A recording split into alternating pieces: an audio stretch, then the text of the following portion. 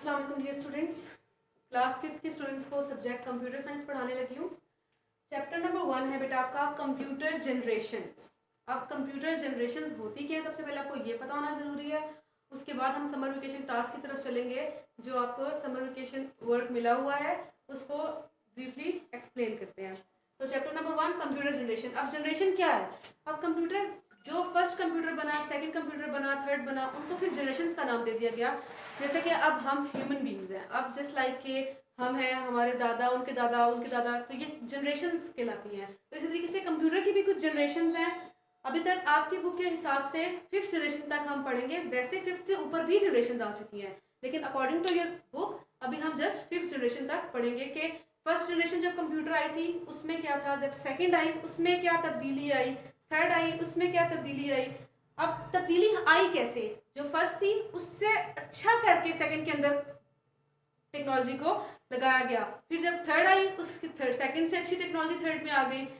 अब देखते हैं आपका समर टास्क को। तो सबसे पहला सवाल है, what was the technology use in first generation of computer? First generation of computer.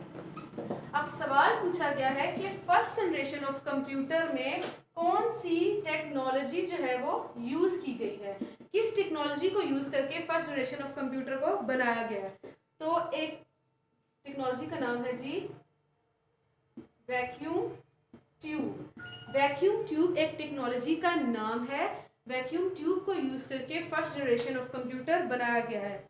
अब वैक्यूम ट्यूब है क्या? It's a device just like a CPU. CPU एक डिवाइस है, बड़ी सी एक डिवाइस है। मॉनिटर एक डिवाइस है। तो वैक्यूम ट्यूब जो है वो फर्स्ट जनरेशन की एक डिवाइस थी, साइज में बहुत वो बड़ी थी। वो टेक्नोलॉजी यूज हुई थी फर्स्ट जनरेशन ऑफ कंप्यूटर में। लेकिन ये जो वैक्यूम ट्यूब है ये इतनी अच्छी नहीं थी। अच्छी से मुराद ये है कि ये अगर बहुत ज़्यादा गर्मी हो जाती थी तो वैक्यूम ट्यूब जल जाती थी। ये थी भी बहुत एक्सपेंसिव, और इसको मतलब एक्सपेंसिव थी, और बार बार अगर जल जाती थी तो न्यू लेकर आनी पड़ती थी। तो इसलिए ये इसका एक ड्रॉबैक है। ड्रॉबैक मतलब डिसएडवांटेज, कि अगर हमने वैक्यूम ट्यूब ले भी ली है तो उसको बहुत संभाल के रखना पड़ता था। उसके लिए एयर कंडीशंस लगा के रखने पड़ते थे अपने पास ताकि वो जले ना।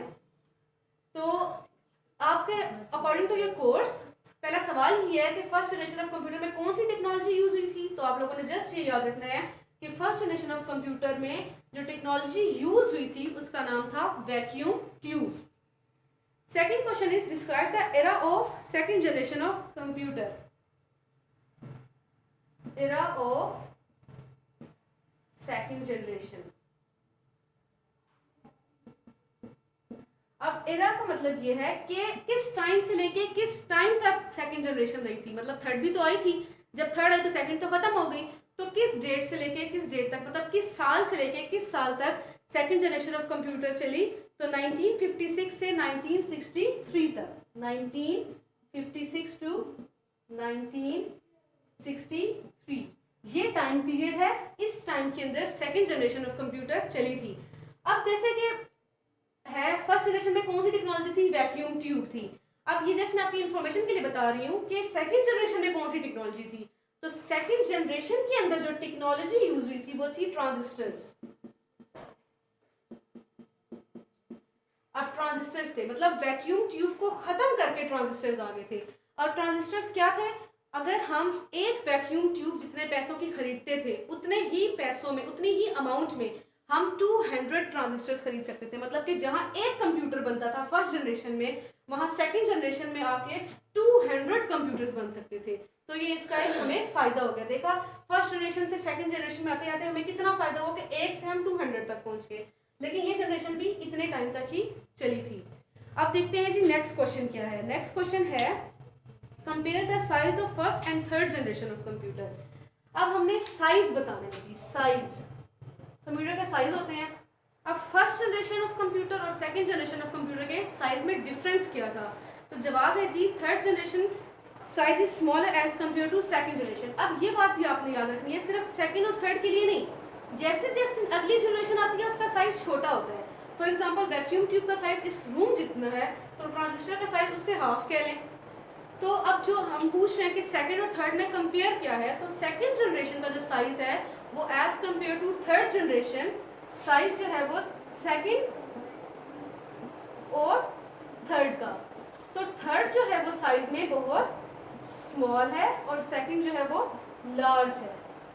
तो ये डिफरेंस हो गया जी कि सेकंड जनरेशन जो है वो लार्ज है और थर्ड जनरेशन जो है वो स्मॉल है। अब थर्ड जनरेशन के अंदर भी एक टेक्नोलॉजी यूज हुई थी, ये भी आपको पता होना जरूरी है।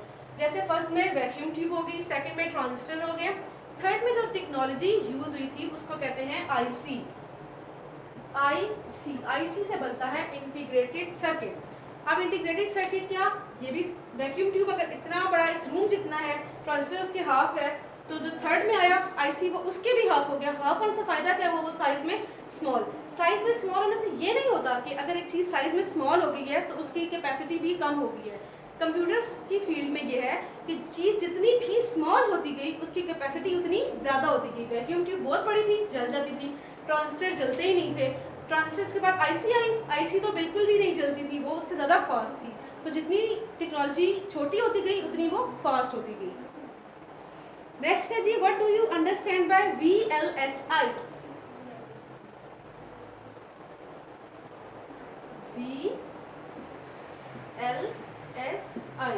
अब आपसे पूछा गया है कि इससे बनता क्या है, मतलब इससे स्टैंड फॉर V से क्या बनता है, L से क्या बनता है, S से क्या बनता है और I से बनता क्या है। VLSI stands for Very Large Scale Integration। Very Large Scale Integration। अब ये भी एक टेक्नोलॉजी का नाम है जिसको शॉर्ट फॉर्म में बताया गया है, Very Large Scale Integration। अब ये जो टेक्नोलॉजी है ये फोर्थ जनरेशन के अंदर इस्तेमाल हुई है। फोर्थ जनरेशन में, फोर्थ जनरेशन में कौन सी टेक्नोलॉजी इस्तेमाल हुई है, वेरी लार्ज स्केल इंटीग्रेशन। इसको एक और नाम भी दिया गया है, बुक में है या नहीं है आपके माइंड में होना जरूरी है। इसको कहते हैं माइक्रो प्रोसेसर्स। Micro processors. देखिए फर्स्ट में, आई रिपीट, फर्स्ट में जो टेक्नोलॉजी यूज हुई वैक्यूम ट्यूब, सेकंड में आते आते ट्रांजिस्टर्स आ गए, थर्ड में आईसी, फोर्थ में कौन सी टेक्नोलॉजी आ गई जी, वेरी लार्ज स्केल इंटीग्रेशन, जिसको एक और नाम भी दिया गया है माइक्रो प्रोसेसर। लास्ट क्वेश्चन है जी इस चैप्टर का, what is SLSIC?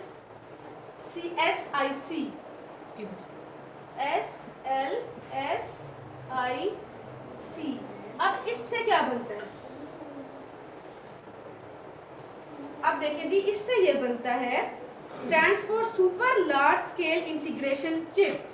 Super large scale integration chip मतलब अगर ये सुपर इसके साथ लग गया तो डेफिनेटली इससे फोर्थ जनरेशन से जो नेक्स्ट स्टेप आया फिफ्थ जनरेशन का, उसमें जो टेक्नोलॉजी यूज हुई उसको कहते हैं SLSIC। ये किसमें यूज हुई टेक्नोलॉजी, फिफ्थ जनरेशन में।